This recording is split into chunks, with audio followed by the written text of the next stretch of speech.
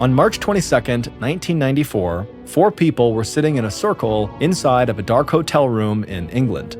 In front of them was a homemade Ouija board, which is something people use to try to communicate with the dead. It's basically a rectangular piece of paper or board with letters and numbers on it, as well as the words yes and no on it. The 4 people in the hotel room reached out 1 finger each and placed that finger on a glass cup that was flipped upside down, resting in the middle of this Ouija board. After looking around at each other nervously, one of the 4 people began to speak out loud. They asked the room if there were any spirits with them right now, and nothing happened. The 4 people started to laugh at themselves for even trying to do this, and they were about to remove their fingers and just go to bed when suddenly the glass cup began to move. As the 4 people stared at each other, trying to figure out if one of them was moving the cup on purpose, the glass cup slid all the way to the corner of the board and came to a stop over the word yes. This Ouija board session, which would continue for several more minutes and would terrify the 4 people in this room, would not only become one of the most famous Ouija board sessions of all time, but also it would have a dramatic impact on a major criminal case. But before we get into that story, if you're a fan of the strange, dark, and mysterious delivered in story format, then you've come to the right podcast because that's all we do, and we upload twice a week, once on Monday and once on Thursday. So, if that's of interest to you, please set up a lengthy traffic detour right through the Amazon Music follow button's driveway. Okay, let's get into today's story.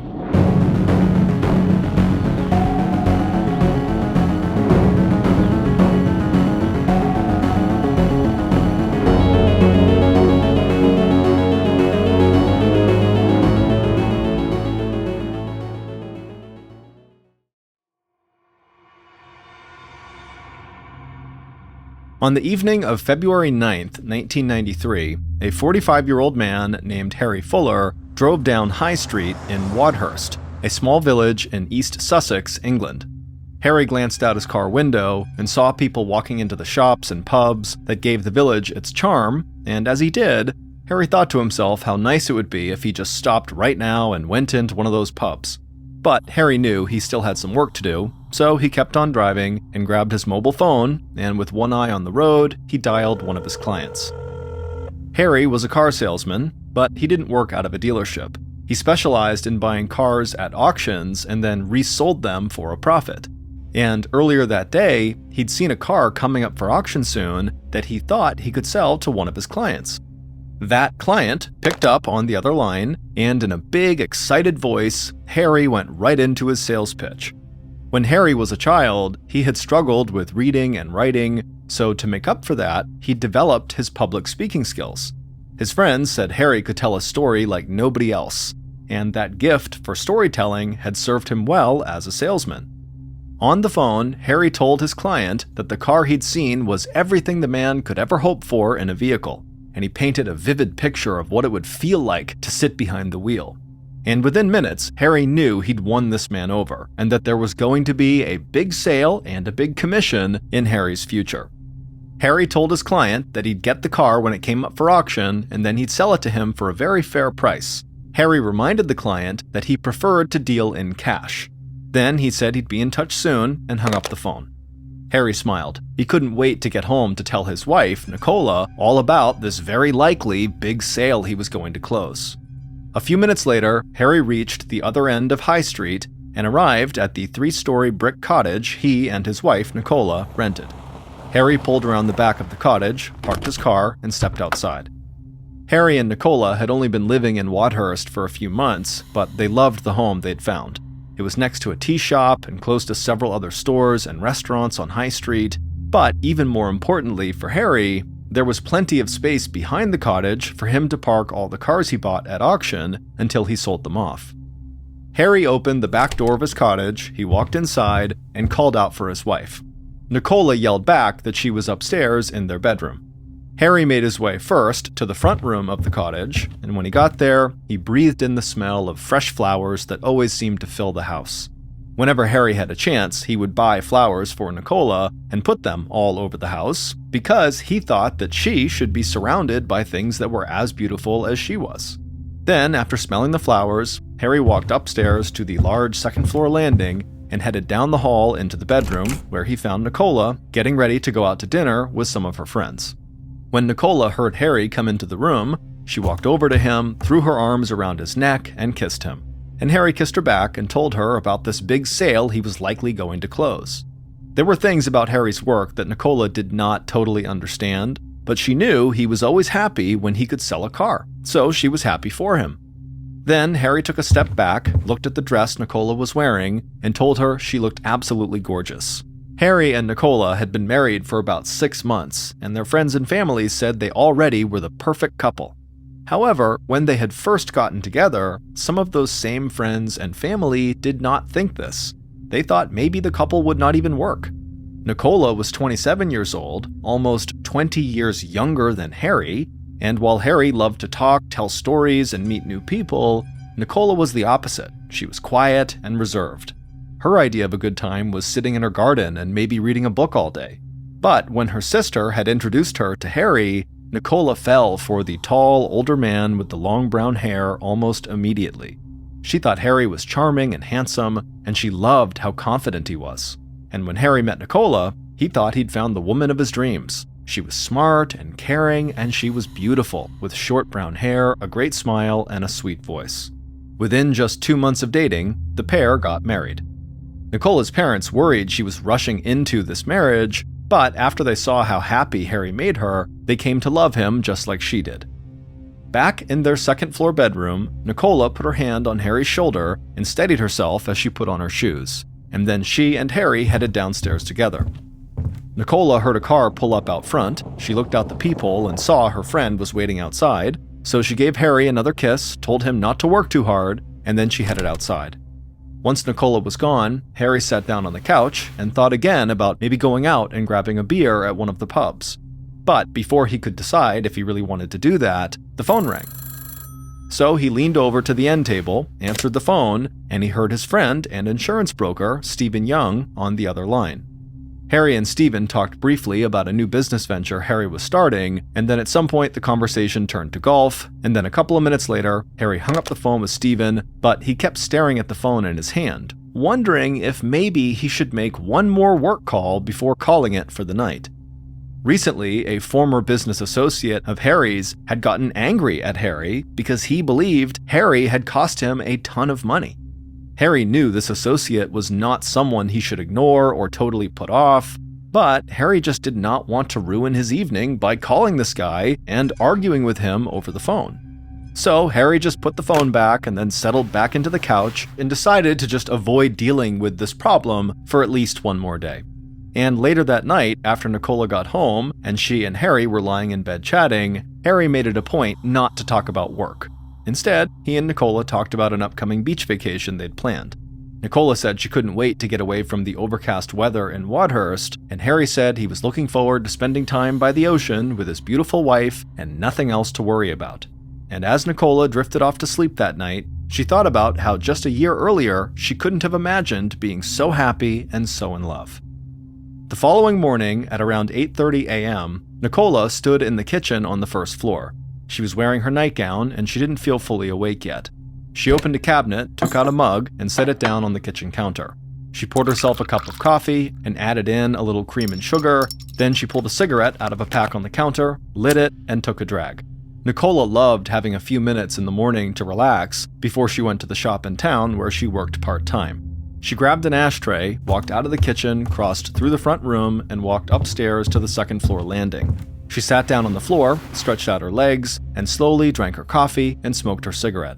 Then she heard the front door open downstairs, and suddenly cold air blew through the house. Harry called out to say it was him and he was home, and she told him that there was coffee ready in the kitchen. Harry had just walked to a shop down the road to buy some cigarettes of his own, and he was now going to join his wife for their morning coffee before he started making work calls. But as Harry turned towards the kitchen, there was a loud knock at the front door. So he turned back around and looked out the peephole. Harry shook his head.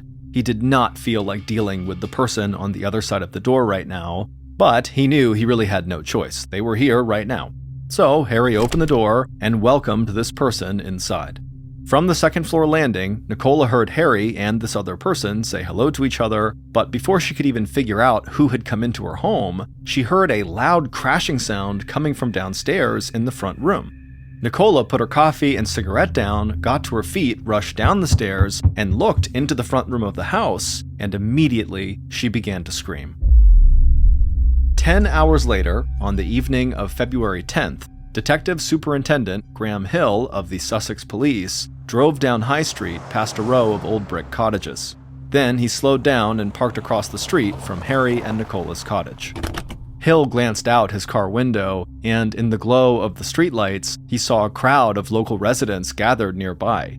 He wasn't surprised by the scene, because police showing up in force to a cottage in Wadhurst was a very rare sight. Hill stepped out of his car. He was tall and thin with gray hair, and he wore a dark suit and tie. It was cold, so he could see his breath hanging in the air. So he quickly walked across the street, past the crowd of people, and went up to Harry and Nicola's front door. Earlier that evening, the Sussex Police had received an urgent phone call from Nicola's parents. They said they'd been trying to reach Nicola all day, but they hadn't heard from her, and that a coworker had told them that Nicola had not shown up for work that day. Nicola's parents were worried because Nicola was not the type of person who would miss work without calling first. So the police had gone by the cottage just to make sure everything was okay, but nobody had answered when they knocked on the door. And then one of Harry and Nicola's neighbors said they had heard strange sounds coming from the cottage that morning. So the police had forced the door open and gone inside. And when they had stepped into the front room of the cottage, they knew instantly that something horrible had happened. So they had called into the station, and Detective Hill and the rest of the investigative team had headed over. Standing at the closed front door of the cottage, Hill turned around and looked back at the crowd of people staring up at him both right in front of the cottage and up and down High Street. Then he took a deep breath, turned back around, and opened the door, stepped inside, and shut the door behind him. Hill was a veteran of law enforcement, and it took a lot to affect him, but when he stepped inside of that cottage, he was shocked by what he saw. A large path of blood led from the front room towards the back of the house. So Hill followed the blood out of the room, down a hall, and past the kitchen. Then he stopped outside of the laundry room where the blood trail ended, and where several officers were now standing taking pictures. Hill stepped past the officers into the laundry room and looked down at the ground. Harry Fuller's body was propped up against the washing machine, and it was clear he had been shot to death. But as Hill looked at Harry, he noticed something strange. He crouched down to get a better look and saw there was white powder on the front of Harry's shirt. The placement of the powder seemed purposeful, like someone had sprinkled it on Harry after he was dead or dying. Hill thought the powder could be cocaine, but they would need to test it first to make sure that was true. Hill told a member of the team to collect samples of the white powder and then made his way back to the front of the house. He heard movement on the second floor, so he turned and began walking upstairs. And when he reached the second-floor landing, he saw a coffee mug on the floor next to a half-smoked cigarette in an ashtray and drops of dry blood leading down the hall. Hill followed this blood trail and eventually wound up in a bedroom where more officers were now gathered. On the ground in front of them was the dead body of Nicola Fuller. She was still wearing her nightgown with a duvet partially covering her. But the thing that really stood out to Hill was the blood-spattered phone lying right next to Nicola's outstretched hand. Just based on his first impression of the scene, Hill thought Nicola must have gotten away from her attacker after she had been wounded and had made it to this phone in the bedroom to try to call for help. That meant, for at least a moment, Nicola must have thought she might be able to escape the horror that was unfolding in her home. And the image of this poor young woman spending her final seconds terrified and desperately trying to save herself made Hill very angry. Hill took a deep breath and reminded himself to stay calm. Then he turned and headed back downstairs. Once down there, a ballistics expert who was crouched down in the front room waved him over. When Hill walked over to him, the expert showed Hill several bullets they had found on the floor. At first glance, Hill thought they just looked like standard .32 caliber bullets from a pistol, but the ballistics expert said there was something that made these bullets very unique. They had been manually altered to presumably cause as much damage as possible on impact. Hill knew his work was just starting, but the altered bullets and the white powder on Harry's shirt got him thinking that maybe these murders were tied to drugs. Whether the powder turned out to be cocaine or not, it seemed to Hill like the killer or killers had put it there on Harry to make the police think it was drugs, so that at least the first impression would be this was drug-related. Also, just the gruesome nature of the way in which Harry and Nicola were killed, with these altered bullets that totally ruined their bodies, it reminded Hill of some other incredibly violent drug-related homicide cases he and his colleagues had investigated in the past. But that was just an initial theory, and Hill would have to wait for test results on the white powder to know if it really was cocaine. But while he waited, he wanted to start digging into Harry's work to see if maybe he was not just a car dealer. Maybe his business included drug trafficking.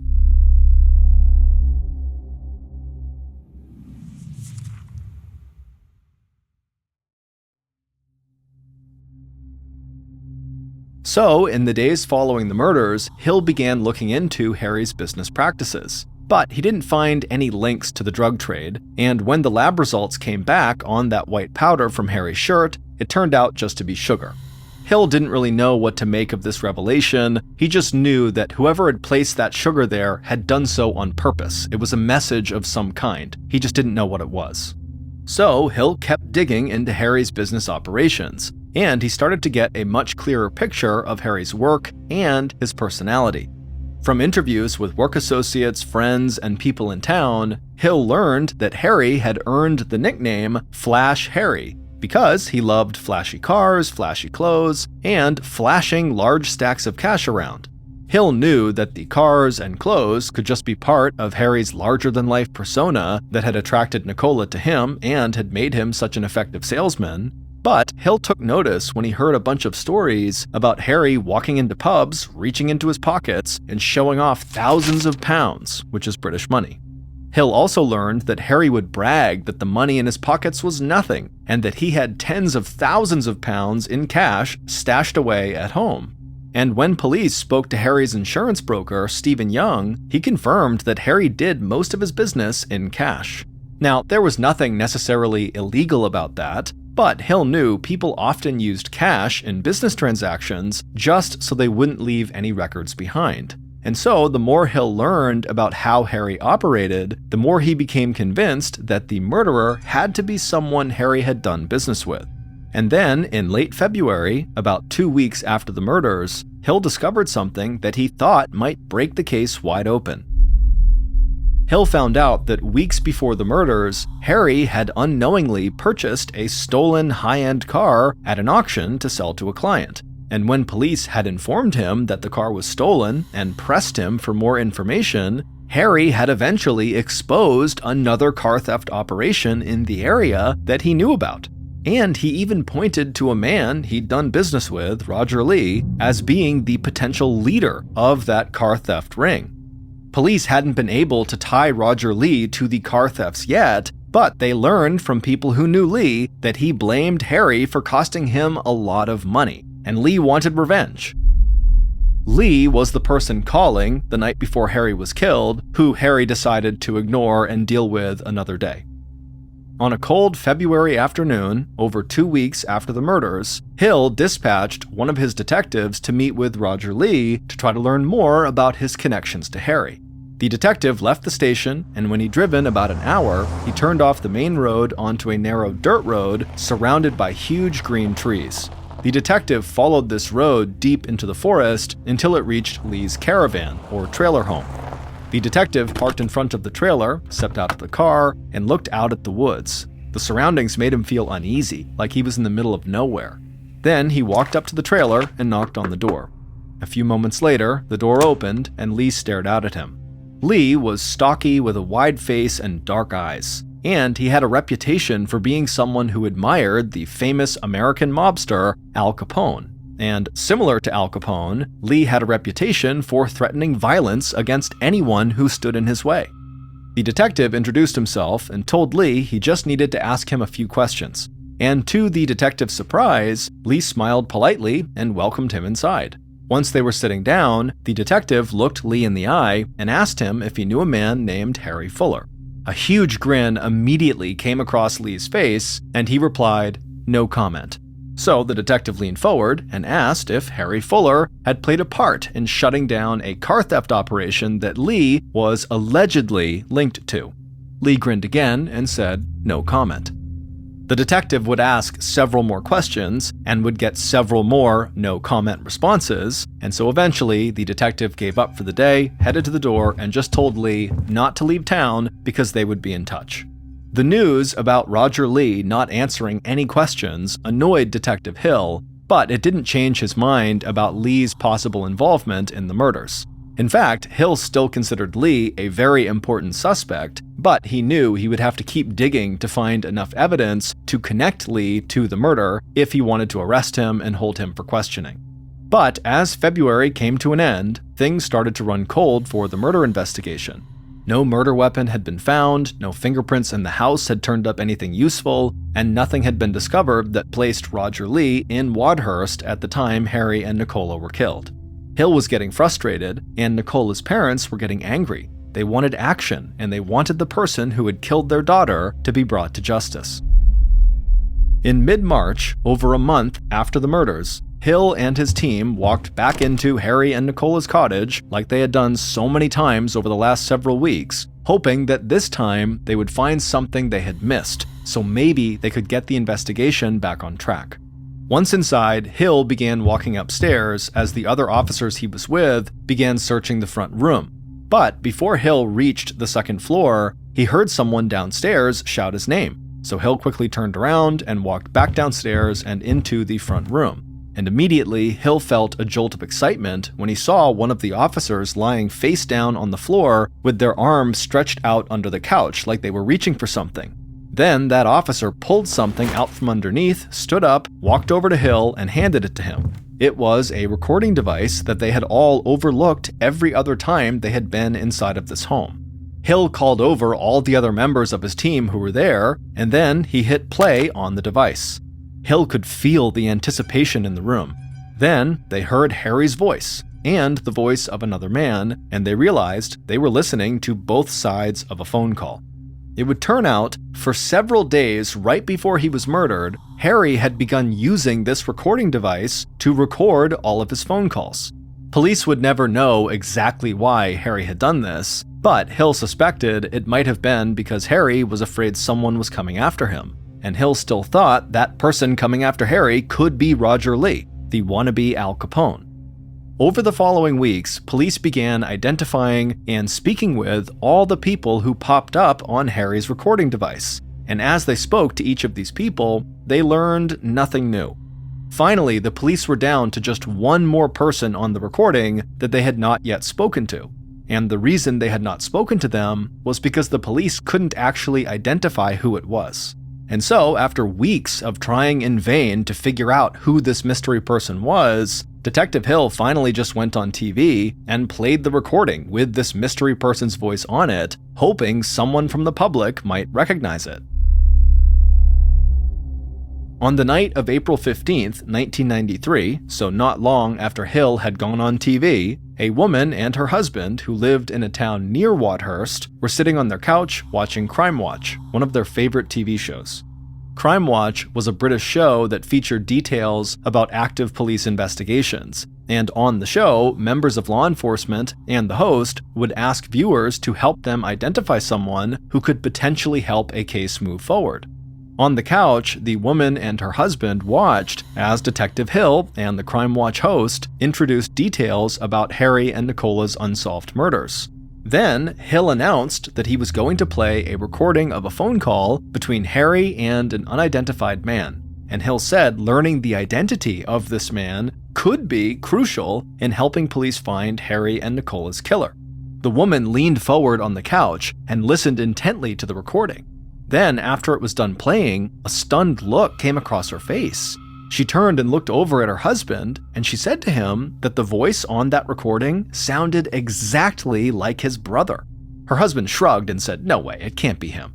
But then, Detective Hill on TV said they would play the recording again. So at this point, both the woman and her husband turned and looked back at the TV and leaned forward intently to listen as closely as they could. And when the recording played again, the woman stared at her husband knowingly. And finally, her husband breathed out a big sigh and said, "Yeah, that's my brother."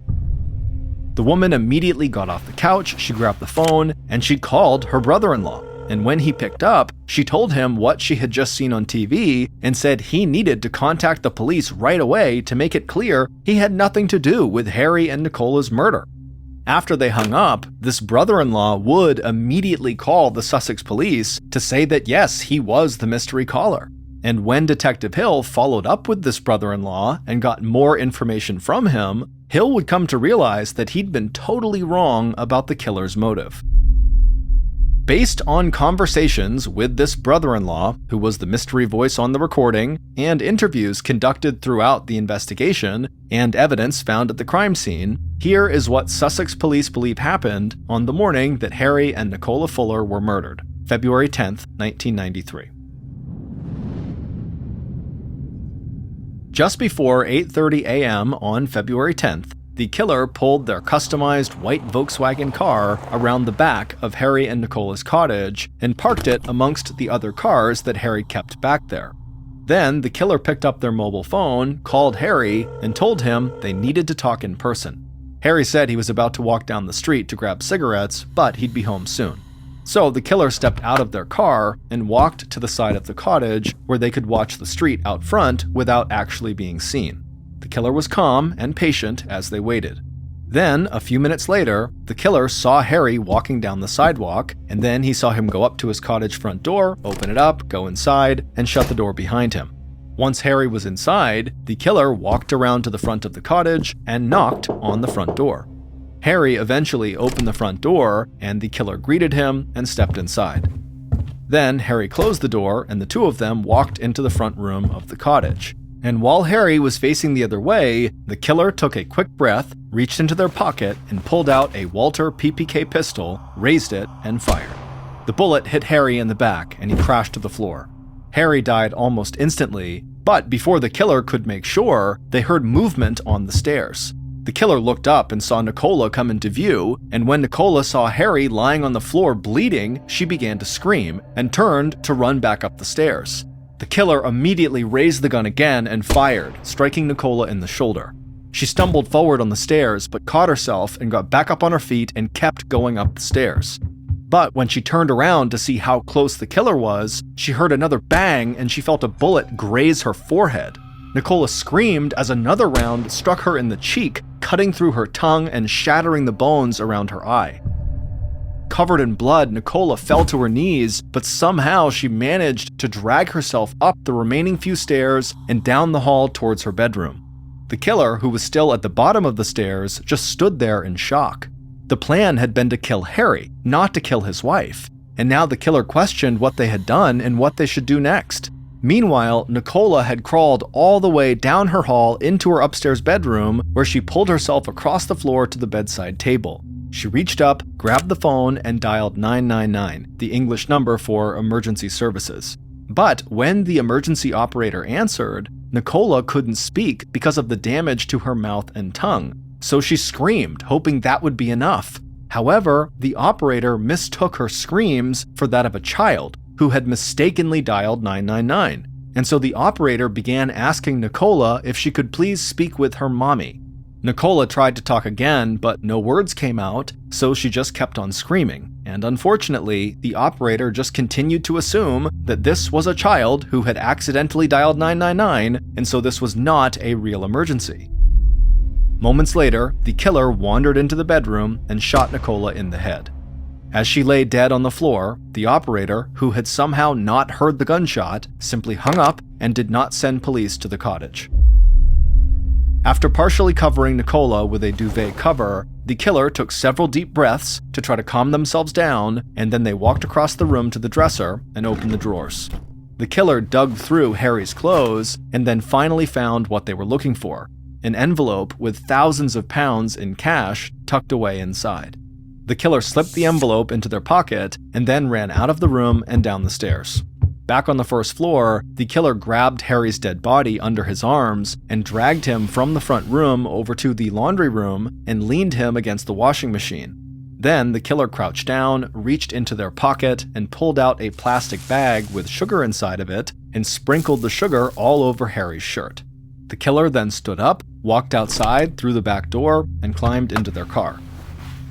Then they calmly drove to the insurance brokerage firm they owned like nothing had ever happened. It would turn out Harry's friend and insurance broker, Stephen Young, was the killer. When Young's sister-in-law had called him to say that she heard his voice on Crime Watch, Young went to meet with the police. The police had interviewed him early on and had not suspected him at all, so he assumed he could easily just go right back in, talk to police, and get himself cleared of any wrongdoing. But when Young talked to police this second time, he made a fatal error that quickly turned him into Detective Hill's primary suspect. When police had asked if Young owned a gun, he said yes, he owns several legally registered guns. But then, without prompting, Young also told them that he altered his bullets in his home workshop. Young made it sound like altering bullets was a money-saving practice, but this information made Detective Hill and his ballistics expert immediately suspicious because they had found altered bullets at the crime scene. So Hill felt like they had enough to get a warrant to search Young's home and office, and when they went to Young's house, they discovered a huge collection of weapons along with bullets that had been altered in the exact same way as the bullets found inside of Harry and Nicola's home. When they searched Hill's insurance brokerage firm, they found records indicating his business was in debt and in danger of going under. But a payment of £6,000 to a creditor had been made on the day following Harry and Nicola's murder, and that payment had allowed Young to barely keep his company afloat. It would turn out that the murders had nothing to do with the drug trade or Harry talking to the police about a potential car theft operation. Harry had just bragged about having lots of cash on hand to the wrong person. When Young had called Harry to discuss Harry's new business venture the night before the murders, this was the call that was heard on that recording, Harry said he had just secured a large investment in cash and he was holding on to the money. So Young murdered Harry to steal that money and save his own business. Nicola was never intended to be a target. Young killed her just so there would be no witnesses. As for the sugar that Young sprinkled all over Harry's shirt after he killed him, he had done that in hopes that the police would think it was cocaine and so would go down an investigative path that would not lead to him. Stephen Young was ultimately arrested and found guilty of committing the double homicide. He would be sentenced to 2 life sentences. However, this was not the end of the story. On March 22, 1994, the night before Stephen Young would be found guilty in court, 4 of the jurors in his murder trial were sitting together in an old wood-paneled hotel bar. All 12 jurors had been given rooms in this hotel for that night, but most of the jurors had gone to bed. However, these 4 had stayed up drinking and talking. The hotel they were staying in was hundreds of years old and had a reputation for being haunted. And so as they consumed more and more alcohol, the jury foreman, who was one of the 4 staying up late, suggested they go back to one of their rooms and host a seance to see if maybe they could contact one of the ghosts roaming the hotel's halls. So they left the hotel bar and stumbled upstairs to one of their rooms, and then once inside, the foreman grabbed a pen and several pieces of paper from the bedside table. Then he sat down on the floor and created a makeshift Ouija board, which is a board with the letters of the alphabet and the words yes and no on it that people will use to try to communicate with the spirits of the dead. When the jury foreman finished making this homemade Ouija board, he grabbed one of the hotel room's drinking glasses and placed it on the center of the board upside down. Then all 4 jurors sat down on the floor in a circle, and then each of them placed a finger on the top of this glass and then sat quietly waiting for instruction. The foreman called for complete silence, and then in a low, serious tone, he asked out loud if any spirits were present in the room with them right now. For a second, nothing happened. But right as the group was about to take their fingers off the glass and go to bed, the glass began to slide across the Ouija board and ultimately landed on the word yes.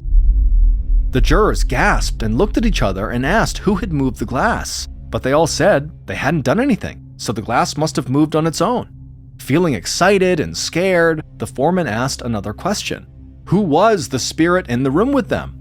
And again, the jurors felt the glass begin to move under their fingers.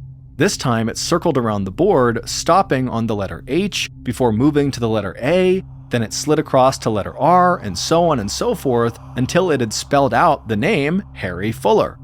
The jurors laughed nervously when it was done, and again asked each other if any of them were moving the glass on purpose, but they all continued to say no.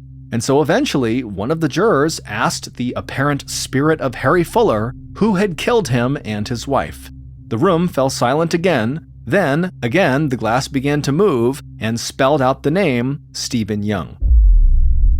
After it was done, the jurors pulled their fingers off the glass and just stared at the board. Then, after a tense moment of silence, they kind of nervously laughed again and decided they had had enough talking to the dead, and so they all got up and went to their separate rooms and went to sleep. The following morning, at breakfast with the rest of the jurors, the foreman revealed what he and the 3 others had done the night before.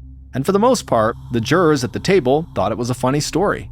Later that day, the jury reconvened in court and found Stephen Young guilty of Harry and Nicola's murders, a verdict that law enforcement believed was clearly supported by concrete evidence. But then, in April, a month after the trial, one of the jurors who had learned about the Ouija board when the foreman told the story at breakfast sent an anonymous letter to the court explaining what had happened. And he said he could not live with himself if somehow a drunken seance with a Ouija board had somehow affected the guilty verdict. And when Stephen Young's attorneys were notified by the judge about this letter and about the seance, they demanded a retrial, and the court granted them one.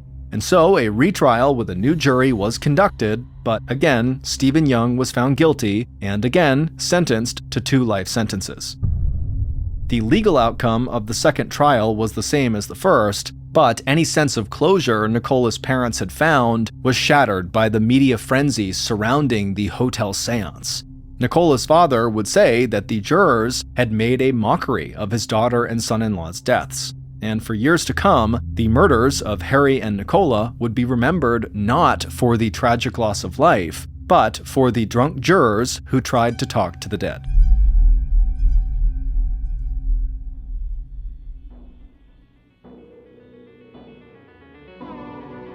Thank you for listening to the MrBallen Podcast. If you enjoyed today's story, be sure to check out our YouTube channel, just called MrBallen, where we have hundreds more stories just like this one, many of which are only available on YouTube. So that's going to do it. I really appreciate your support. Until next time, see ya.